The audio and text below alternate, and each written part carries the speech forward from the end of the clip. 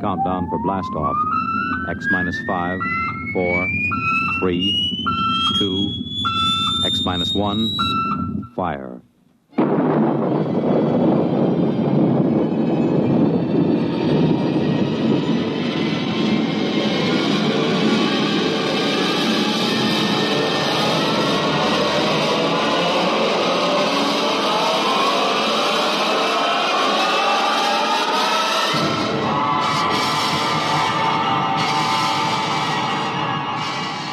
From the far horizons of the unknown come tales of new dimensions in time and space. These are stories of the future, adventures in which you'll live in a million, could be years, on 1,000 maybe worlds. The National Broadcasting Company, in cooperation with Galaxy Science Fiction Magazine, presents X minus 1.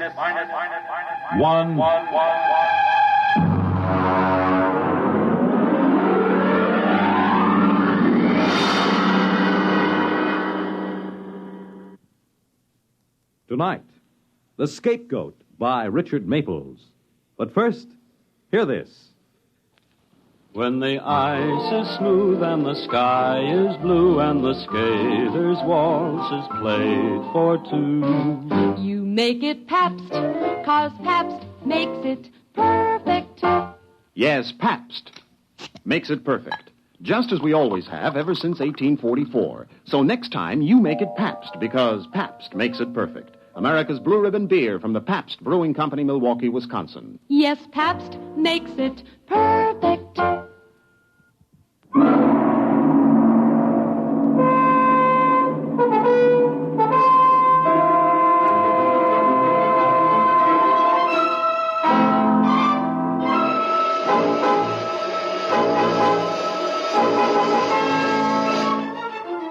Now, X minus 1 and The Scapegoat.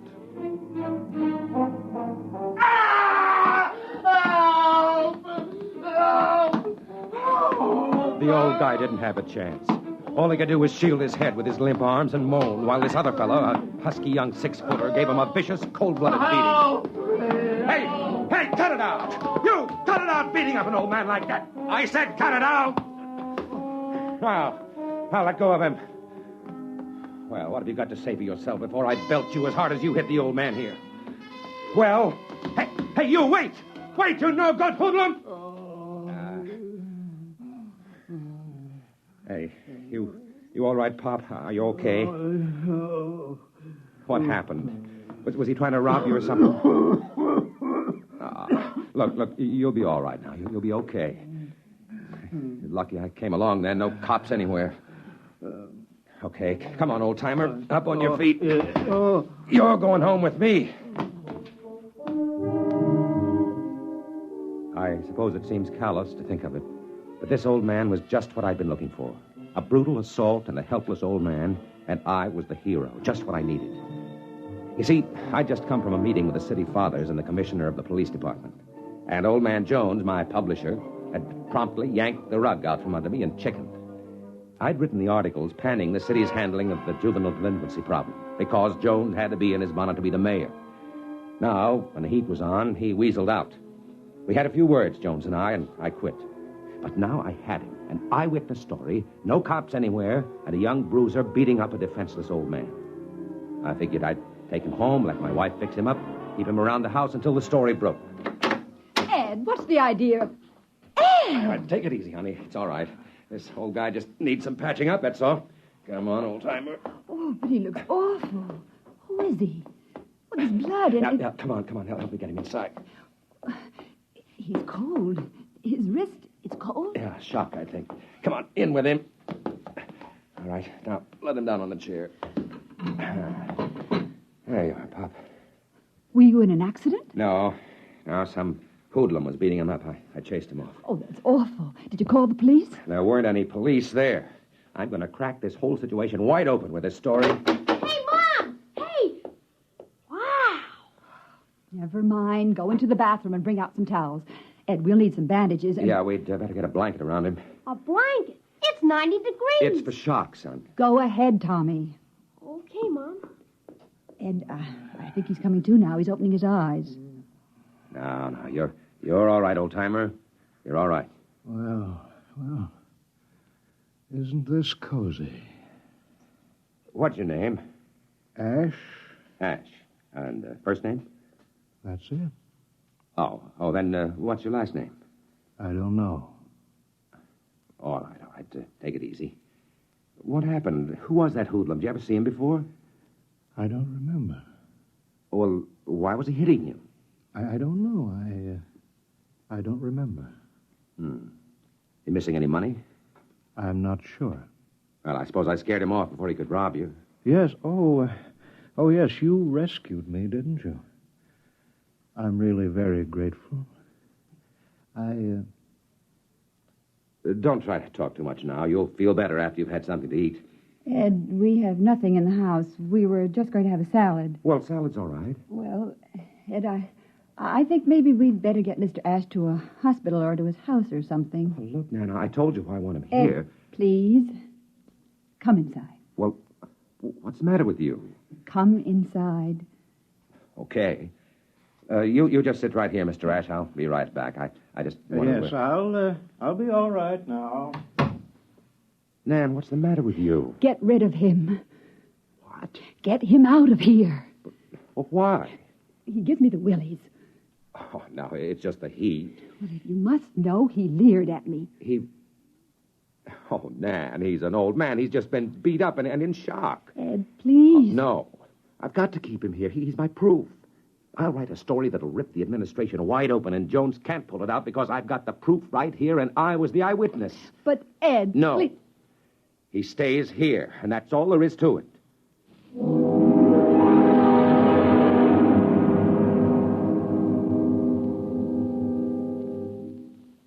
You're listening to The Scapegoat, tonight's attraction on X-1. Once, a tall and beautiful tree stood in a forest. It had been there for 200 or 300 years. In the course of that time, wind shook it and lightning struck near it. A hurricane bent it once until its top was nearly at the ground. But none of the ferocious assaults could fell that tall, proud tree. But then one day, the most spindly-legged, pot-bellied, adenoidal, open-mouthed creature that the forest had ever seen sat down in the cool shade of that tree. This was what was called a man, and he wanted to smoke what is called a cigar. He did. And he threw his match among the pine needles, and when he had smoked the cigar, he threw that away, too, and went off, because somewhere down by the lake there was waiting for him what is called a woman. And he had the hope that maybe she didn't feel like nagging anymore. Before nightfall, that tree that had withstood all those assaults was ashes, and thousands of other trees in that forest were, too. The man is still living. If you know any of his species, you might tell him that trees don't have Adam's apples and shrill voices. Trees are beautiful, and men ought to be careful with matches.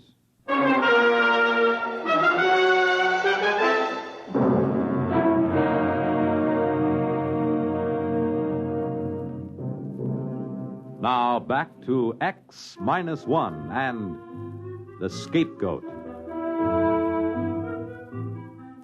The old man seemed to recover pretty quickly. I suppose mostly because I'd gotten there in time. As a matter of fact, he began to talk, and he kept it up through the whole meal. And it was the craziest story you ever heard. He insisted he'd come from another world outside our solar system, where people existed in a kind of liquid state, bouncing about for the most part like large water-filled bladders. They were, however, capable of taking almost any shape their superior minds willed.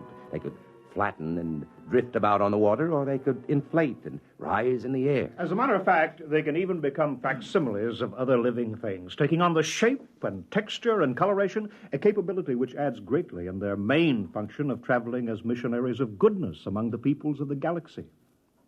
Goodness, huh? Oh, yes. They're perfect as angels. All right. I've had enough.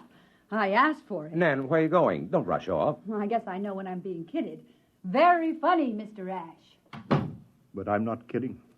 Don't tell me that you're a missionary to Earth. Oh, no, I'm here because I was banished. Oh, sort of a fallen angel. Exactly. Look, Ash, it's too hot for games. If you don't want to explain what happened this afternoon, that's your privilege. But as you know, this story means a lot to me. And I did stick my neck out for you. One moment, my boy. Let me finish. You see, I'm a throwback. A what? A throwback, an atavism. They tried to reform me, but there was something rather fundamental about me, something rather evil. Then, of course, as a last resort, they put me into one of the machines, and they threw the switch. Oh, sure. They killed you. Look, I'm not in the mood for shaggy dog stories. They didn't kill me exactly. It was sort of like water being scraped over the edge of a sharp rock. When I came to, I was drifting through space. And then, of course, much later, I landed on Earth. Oh, I've had many shapes through the years, mainly people who've died. I find that's much more convenient. Yeah.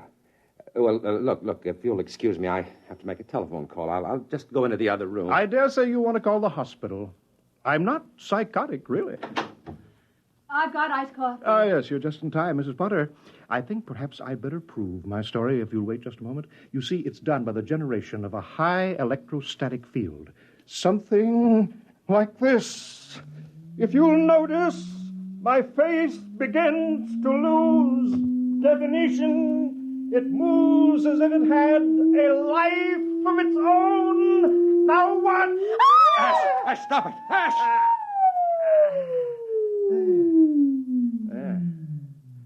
Well, that looks considerably younger, doesn't it? 30 years younger. 30 years just dropped away like... Listen, this story will set the whole country on its ear. With my byline on it. Oh, Ed, don't let him take you in. It's a trick. It's mass hypnotism or something. I saw it right here. So did you. I'll have an exclusive. Life will have to come to me for the story.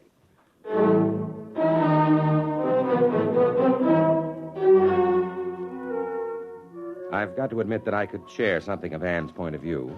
He wasn't really very pleasant. As a matter of fact, he had what you'd call colossal gall. After supper, he came right down to cases. Naturally, if I'm to stay here and keep my identity secret until you can arrange for an exclusive story, I will need a little pocket money. How much? How much you got? Well, I don't know. I got about $22, and payday isn't until Thursday. Well, how about your bank account? Hey, now, wait a minute. Well, we'll see what we can arrange later. I am a little tired, though. I think it's about time to go to bed. I noticed a rather comfortable bed in here. Well, I'll see you all in the morning. Good night. And thank you again for rescuing me. Ed, that's our bedroom. I know. Well, you go right in there and tell him that he can't Listen. sleep. He locked the door. Oh, Ed, do something. All right. You get some sheets from the linen closet, and I'll make up the couch. Next day, I made careful inquiries, started to feel around for contacts on Live at the AP, someplace to really break the story big. About 5 p.m, Jones, the publisher, called me into his office. Sit down, Ed. I've got some good news. Now, look, Mr. Jones, ever since you left me out on a limb at the mayor's Oh, conference, now, I let's not worry about that, Ed. We've got something very interesting going for us now that changes everything. They've arrested a gang of kids for shoplifting. Well, one of them is Tommy, your son. What? Arrested Tommy? Wait, Ed, don't go off half-cocked. It's a break, don't you see? You can cover delinquency with the lid off now. You'll be riding as a parent in the same boat with other parents. Hey, wait a minute. Where are you going?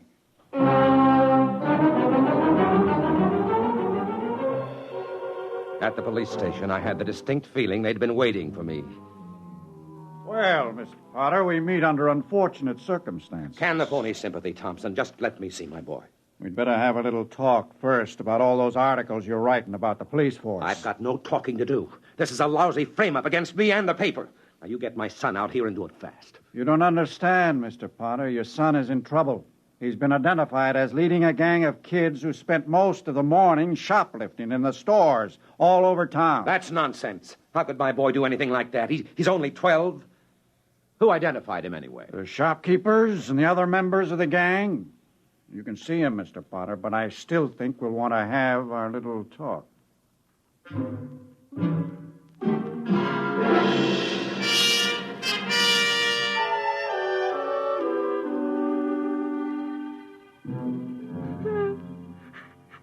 Son, what's this all about? It was Ash. Ash, Yes, I told him about the gang. what the heck are you talking about? Some of the fellows got together and built a hut for a clubhouse. What does the gang do? Oh, different things. One of the fellows fellas is a 22 and we hunt rats and Well, go ahead. What is it? we smoke. Oh. And what else? That's all, honest. What about shoplifting? No, that was Ash. He wanted me to talk the gang into shoplifting, but I wouldn't. Then he changed himself to look like me and talked the fellas into it when I wasn't around. I only knew about it because I ran into them after they'd robbed their store. Who is this Ash he keeps talking about? Why, he's a man... Oh, never mind. Listen, the boy's beside himself because of all he's been through. Will you let me take him home with me? Of course, Mr. Potter, but the charges still hold. Don't forget to stop in and have our little talk before you report back to juvenile court.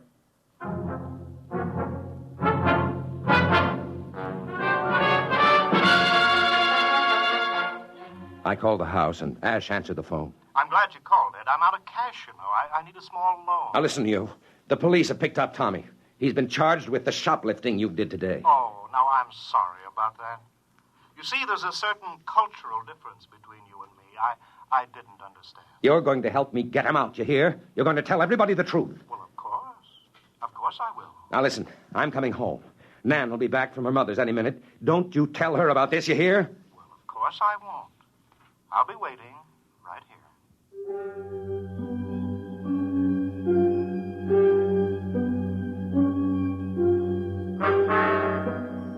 I suppose I was a fool, but I still wanted that story. I wanted it so bad I could taste it. The exclusive account of an extraterrestrial being. Driving home, I had it all figured out. I'd bring Ash down to the police station. He'd tell the story, go through his changing act to convince him, and spring Tommy. I'd have my story already filed and beat everybody. In the meantime, I just hoped Nan wouldn't spoil everything alone with it. Alone with him. And then suddenly I let my foot come down on the accelerator like it was made out of lead. I pulled the car to a stop and sprinted up the driveway. Nan! Nan, where are you? They were both in the bedroom. Nan stood in the far corner with her back against the wall. Her shoulders were scratched and her lip cut. She held a heavy bookend, poised to strike at Ash, who was in front of her, moving stealthily forward. He turned as I came in, and I froze in amazement. I couldn't recognize him. And then, all at once, I realized I was looking at the spitting image of myself. Ed, I knew it wasn't you. I knew it wasn't you. Well, if you'll both excuse me... Come back here! I'll get you! I'll get you! I bolted through the window and circled the house. I spotted him rushing down the street, and I caught him around the corner at the same spot where I'd first seen him. Let go of me! You've got this coming to you! You've got this coming to you!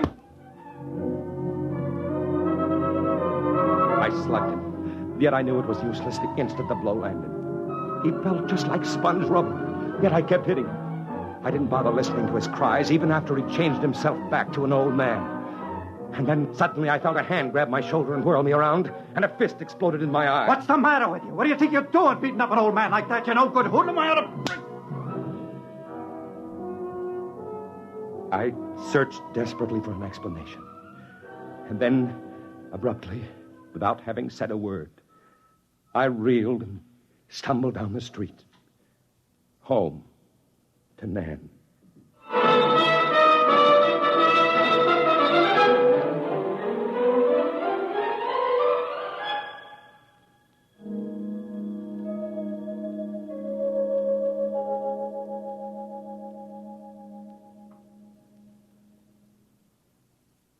Fred Collins again, and I'll have another word for you about X-1 in a moment. Hi, this is Walter O'Keefe. You know, they say there's nothing new under the sun, and maybe that's true. But there is something new under the moon, and that's Nightline. In Nightline, we think we found the way to use the intimacy as well as the lightning-fast maneuverability of radio in an hour-and-a-half package of high-voltage, different entertainment. We found the way to make the airwaves your magic carpet to wherever big things are happening. Anywhere in the country, for that matter, anywhere in the world. Now, let's say that your favorite comedian is performing at a Las Vegas nightclub. He's packing them in, and you've really got to have connections to get a table. Well, Nightline is that connection, and your radio is your ringside table. More things than you'd believe are happening in the so-called still of the night, and Nightline is your line to exciting entertainment after dark. My feeling is Nightline marks a new era in nighttime entertainment, Tune us in every Tuesday, Wednesday, and Thursday, and you'll hear what I mean. You have just heard X-1, presented by the National Broadcasting Company in cooperation with Galaxy Science Fiction Magazine, which this month features Shadow World by Clifford D. Simak. Of all the upsetting phenomena, the most alarming was this. I had a little shadow that went in and out with me. It's in Galaxy Magazine, on your newsstand today. Tonight, X-1 has brought you The Scapegoat, written by Richard Maples and adapted for radio by Ernest Kenoy. Featured in our cast were Carl Weber as Ed, Wendell Holmes as the changeable Mr. Ash, Jane Amar as Nan, Bobby Alford as Tommy, Guy Rep as Mr. Jones, and Roger DeKoven as Thompson. This is Fred Collins. X-1 was directed by Kenneth McGregor and is an NBC Radio Network production.